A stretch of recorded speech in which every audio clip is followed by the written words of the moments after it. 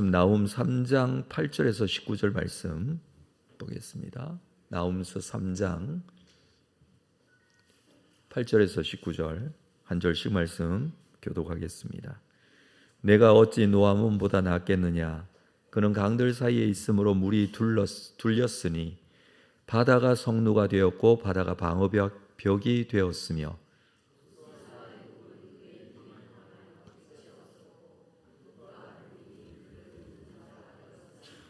그가 포로가 되어 사로잡혀 갔고 그의 어린 아이들은 길 모퉁이에 매어 침을 당하여 부서졌으며 그의 존귀한 자들은 제비 뽑혀 나뉘었고 그의 모든 권세자들은 사슬에 결박되었나니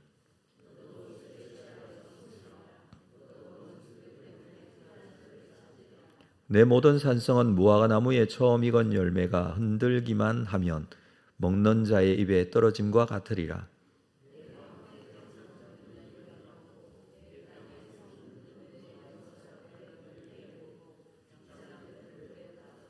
너는 물을 길어 애워 쌓일 것을 대비하며 너의 산성들을 견고하게 하며 진흙에 들어가서 흙을 밟아 벽돌 가마를 수리하랴.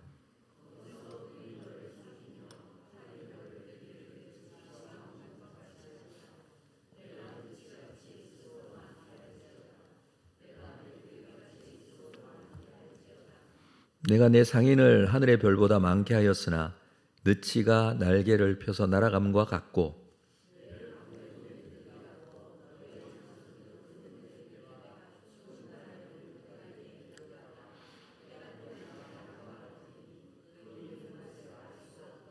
아수르 왕이여 내 목자가 자고 내 귀족은 누워 쉬며 내 백성은 산들에 흩어지나 그들을 모을 사람이 없도다.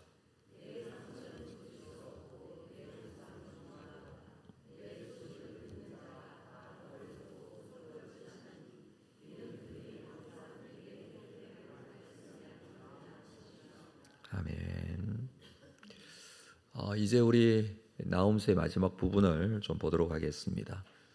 아수르라는 이 나라는 전쟁에 능했습니다. 뿐만 아니라 정복한 나라들에게 굉장히 잔악하게 대했던 그런 나라였습니다. 특별히 정복한 이 민족들을 강제 이주 정책을 펴기도 했습니다. 그래서 더 두려워했습니다. 그렇지만 뿐만 아니라 농업 기술 그리고 군사 기술, 무기 제작 기술 이런 기술적인 면에서도 당대 최고의 기술을 가지고 있었습니다. 명실상부한 강대국의 모습을 가지고 있었죠. 그래서 그들은 두려울 것이 전혀 없었습니다. 문제는 이러한 아시리아를 주변에 있는 정복당하고 이렇게 어려움을 당하고 있는 이러한 민족들도 부러워할 수 있다라는 것입니다. 우리가 그렇게 되지 못한 것에 대한 부러움을 가질 수 있다는 것이죠.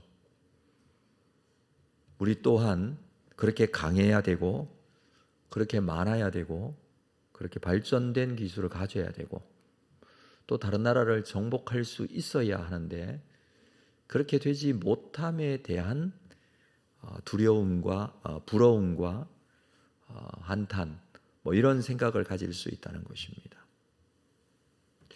당시에 강대국이 아시리아였기 때문에 두려우면서도 그를 부러워하는 모습들. 정복을 당했지만 우리도 그들처럼 되어야 하는데라는 생각. 심지어 하나님을 믿는 사람들도 이렇게 생각할 수 있다는 것입니다.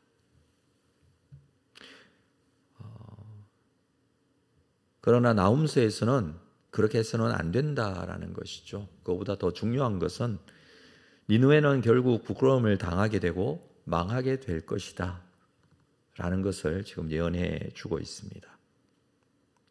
크고 강하고 많을지라도 그것이 세상에서는 부러움과 두려움의 대상이 되겠죠.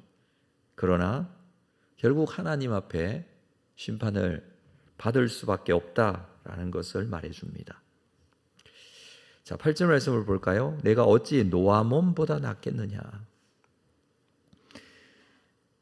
그는 강들 사이에 있으므로 물이 둘렸으니 바다가 성로가 되었고 바다가 방어벽이 되었으며.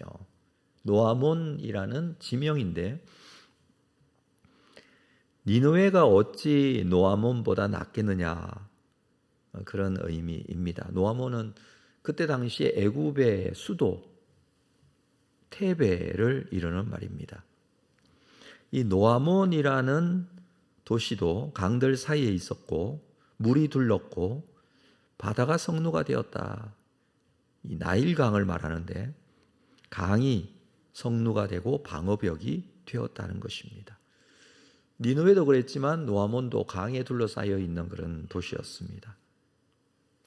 노아몬보다 낫겠느냐 하는 것은 노아몬보다 못하다는 것이죠. 니느웨 성이 아무리 강해도, 크고 강해도, 견고해도 노아몬보다 못하다라는 것을 전제로 하고 있습니다. 아몬의 도시라는 그런 의미입니다. 아몬의 소유라는 뜻을 가지고 있기도 합니다. 지금 그 이집트의 수도는 카이로인데, 카이로는 나일강의 하류 지방에 있죠. 거기로부터 한 700km 정도 상류 쪽으로 올라가야 합니다. 그곳에 노아몬이 있었고 이때 당시에 이 이집트의 수도였습니다. 나일강이 감싸고 있어 쉽게 공략하기 힘든 도시였습니다. 기록에 의하면 이 노아몬이 성의 둘레가 38km나 되었다고 합니다. 어제 우리가 생각해 본 이 니느웨 성의 크기보다 훨씬 크죠. 잠깐 그 예루살렘의 크기를 말씀드렸는데 예루살렘 니느웨 비교도 되지 않을 정도로, 니느웨보다도 노아몬은 비교도 되지 않을 정도로 성문도 100개가 있었다라고 합니다. 뿐만 아니죠.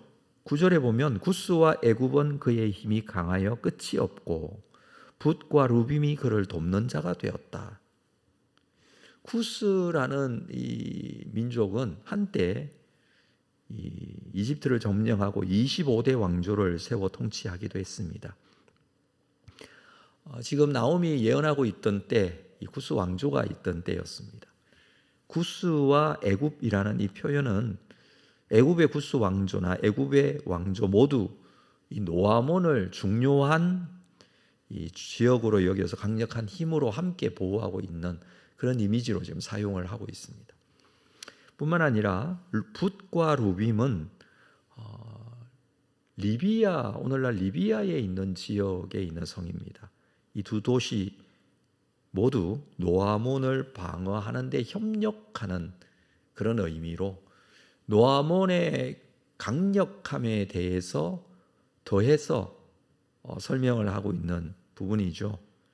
주변에 돕는 도시들도 있고 또 뿐만 아니라 오랜 전통과 역사를 가지고 있는 구스와 애굽이 연합되어진 왕조, 이들을 생각해 보면 니느웨는 비교도 되지 않는다. 그런데 그 노아몬이 이 아시리아에 의해서 주전 663년에 함락됩니다. 한 번도 점령당하거나 함락된 적이 없는 노아몬이 이 아수르에 의해서 함락이 되죠. 아무리 막강한 군사력과 지리적 방어망을 가지고 있어도 니느웨보다도 훨씬 좋은 지리적인 배경과 주변 연합할 수 있는 세력들이 있어도 그렇게 망하게 되었다라는 것을 말해주는 것입니다. 그런데 니느웨는 어떻다고요? 너희들 또한 망할 수 있다라는 것을 말해주는 것이죠.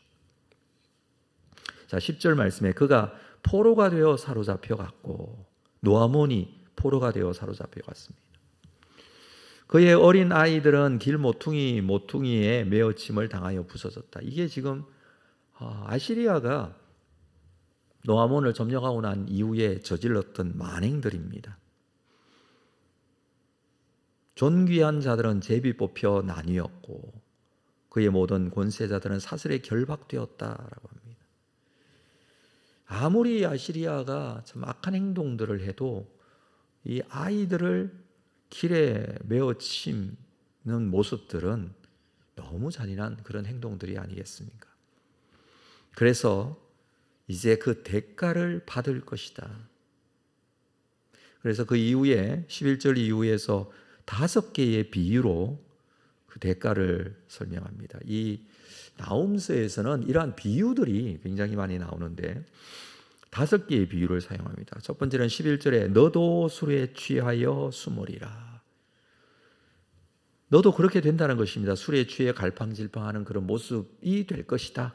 술에 취한 모습. 두 번째는 너도 원수들 때문에 피난처를 찾으리라. 그동안 아시리아 때문에 많은 사람들이 도망하고 피난처를 찾아 떠났습니다. 이제 너도 피난처를 찾아야 된다. 세 번째 비유는 12절에 내 모든 산성은 무화과 나무에 처음 익은 열매가 흔들기만 하면 먹는 자 입에 떨어짐과 같을 것이다. 흔들리는 무화과 나무 같을 것이다 라는 거죠. 처음 익은 열매가 나무에 주렁주렁 달려 있으면 나무를 살짝 흔들기만 해도 그 열매가 우수수 떨어지는 것, 그 모습, 네가 자랑하는 성이 이렇게 떨어지게 되고 무너지게 된다, 이렇게 비유를 해주고 있습니다. 네 번째 비유는 13절에 내 가운데 장정들은 여인 같다. 군대의 장정들이 연약한 여인과 같다라고 비유합니다. 5번째는 내 땅의 성문들은 내 원수 앞에 넓게 열리고 빗장들은 불에 타도다. 성문이 열리고 빗장이 불에 타버리는 그런 불타는 성읍을 비유로 해주고 있습니다. 니느웨 성이 이렇게 무기력하게 무너지게 될 것에 대한 비유를 쭉 설명을 하고 있죠.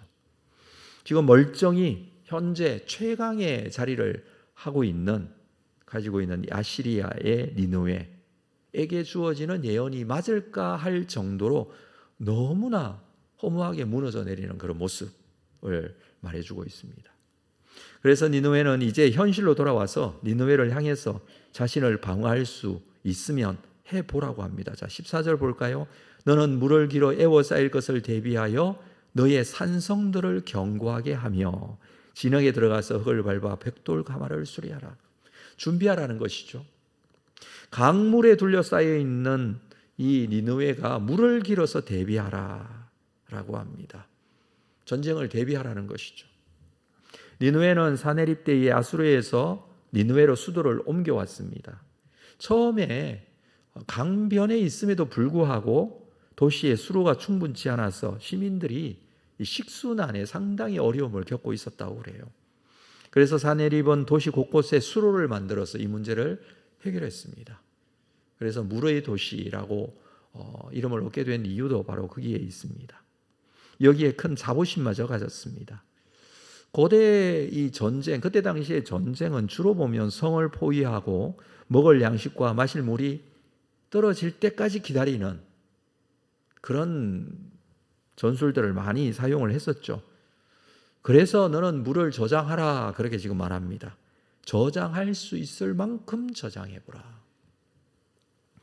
뿐만 아니라 산성들을 견고하게 하고 벽돌 가마를 수리하라고 합니다. 전쟁이 일어났을 때 필요에 따라 벽돌을 더 쌓아야 될 때도 있다라는 것이죠. 그렇지만 결국에는 도성을 방어하지 못할 것이다. 아무리 준비하고 너희들이 가지고 있는 것들을 가지고 있어도 되지 않을 것을 말해줍니다. 원래는 이 니느웨가 그 흔적이 없어져 버린 도시였기 때문에 니느웨가 실제로 있었느냐에 대한 질문들이 계속 있어 왔습니다.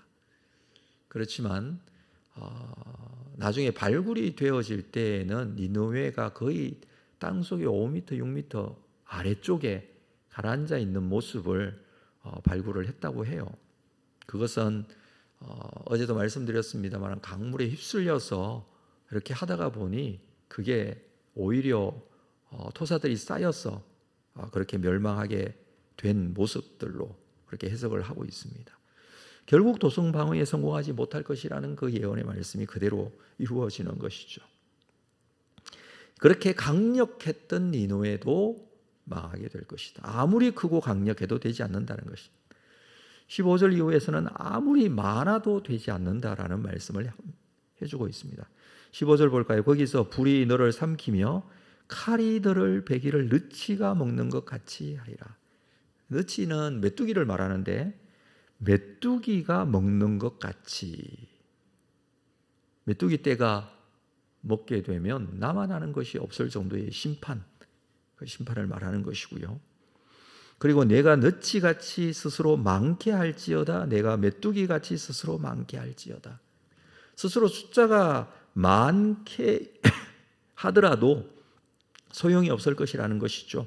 16절에 내가 내 상인을 하늘의 별보다 많게 하였으며, 이 상인을 많게 했다라는 것은 너를 돕는 자, 함께하는 자, 정복한 나라들, 이것을 많이 했다는 것입니다.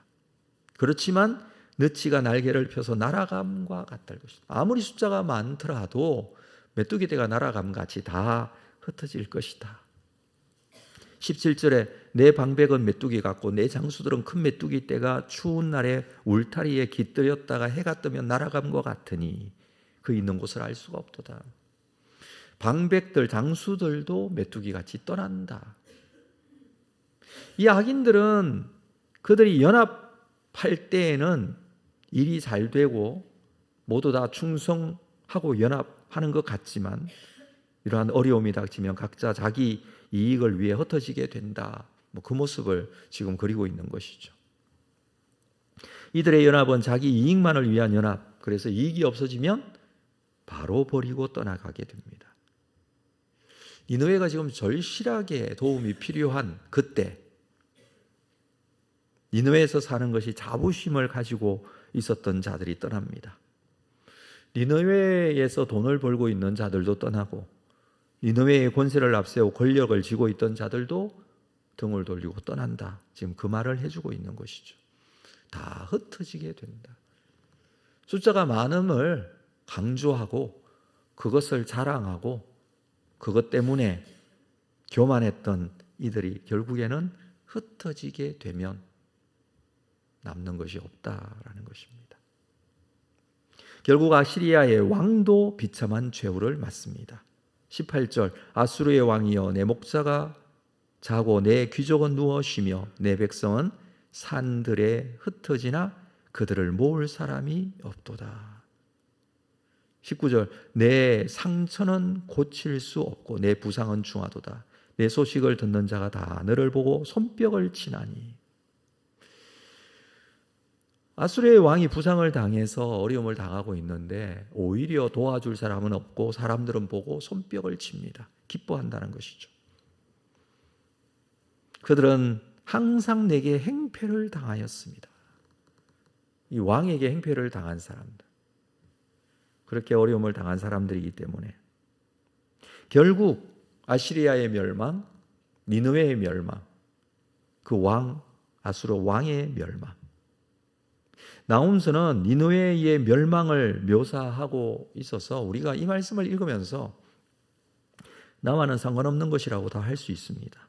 나는 니느웨가 아니기 때문에, 나는 아수르가 아니기 때문에, 나는 적어도 그 아수르의 왕은 아니기 때문에. 그렇지만 우리가 지금까지 살아온 모습이 어떠한지를 우리가 먼저 좀 생각을 해야 합니다. 사람들과의 관계가 어떠했는지.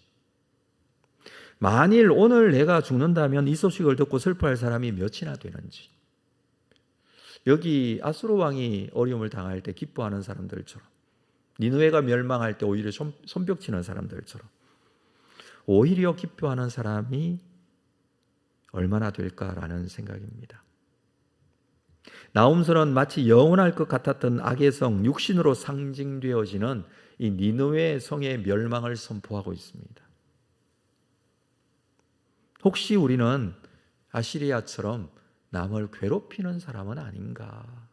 첫 번째 우리가 스스로를 생각해야 될 부분이에요. 악의 연합은요, 그들이 권력을 가지고 있고 좋을 때는 옆에서 함께하는 것 같지만 결정적인 상황이 찾아올 때 버리고 흩어지고 떠나게 됩니다. 그가 심판을 받게 될 때 그런 모습을 보이고 있다라는 것입니다. 혹시 우리가 아시리아가 영원한 권세를 누릴 것 같은 착각 속에 있었던 것처럼 동일한 착각을 가지고 있지는 않는가? 여러분, 세상의 이 악의 권세는 영원하지 않습니다. 반드시 하나님께서 심판하시죠. 그 장면을 이 말씀에서 우리에게 보여주고 있습니다. 그리고 우리는 이 말씀을 보고 있는 우리에게 하나님께서 원하시는 것이 무엇인가를 좀 생각해야 합니다. 세상의 악이 심판받을 날이 반드시 있다는 것이죠. 그리고 그 하나님이 지금도 살아계시며 우리와 함께하고 계신다라는 것입니다. 마지막으로 이 말씀을 마무리하면서 우리가 하나님 앞에 다시 한번 겸손을 회복할 수 있었으면 좋겠습니다. 하나님께서 원하시는 하나님의 거룩하심을 회복할 수 있었으면 좋겠습니다. 그리고 마지막까지 공의의 하나님을 믿을 수 있기를 바랍니다. 우리의 자녀들에게 세상의 지식, 세상의 권력, 세상의 힘, 세상의 것을 가지는 것, 그것이 정의라고 가르치는 것이 아니라 신실하신 살아계신 아버지 하나님께서 기뻐하시고 원하시는 뜻이 우리에게 정말 소중하고 그것을 끝까지 지켜낼 수 있는 믿음의 사람, 이것이 우리에게 필요하다는 것을 가르칠 수 있었으면 좋겠습니다. 우리가 또한 그러한 모습으로 살아가는 것이 아니라 하나님을 믿는 신실한 믿음의 사람으로 살아갈 수 있었으면 좋겠습니다. 우리를 돌아보면서 확인하고 점검하고 주의 뜻을 분별하고 이 말씀이 내 속에 적용될 뿐만 아니라 또 순종되어지는 귀한 은혜의 역사가 이 말씀을 통해서 우리에게 나타날 수 있기를 주님의 이름으로 축복합니다. 기도하겠습니다. 하나님 아버지, 이 말씀은 나에게 주시는 말씀인 줄 압니다. 우리를 다시 돌아봅니다. 우리는 아시리아처럼 그렇게 살았던 것이 아닌가? 니느웨 성처럼, 그 왕처럼 세상의 권력을 쫓고 이 땅의 성공을 추구하고 그것을 부러워하고 또 그것을 우리의 다음 세대에게 가르치고 있는 모습이 아니었는지, 말씀을 마무리하면서 다시 한번 우리는 하나님께서 원하시는 삶으로 우리 자신을 말씀으로 나아갈 수 있기를 소망합니다. 겸손과 거룩을 회복하고 공의의 하나님을 끝까지 믿고 우리의 다음 세대에게 하나님의 뜻을 가르칠 수 있는 믿음의 사람이기를 원합니다. 주의 뜻을 따라 순종하는 믿음의 사람으로 설 수 있도록 인도하여 주시옵소서. 예수님의 이름으로 기도합니다. 아멘.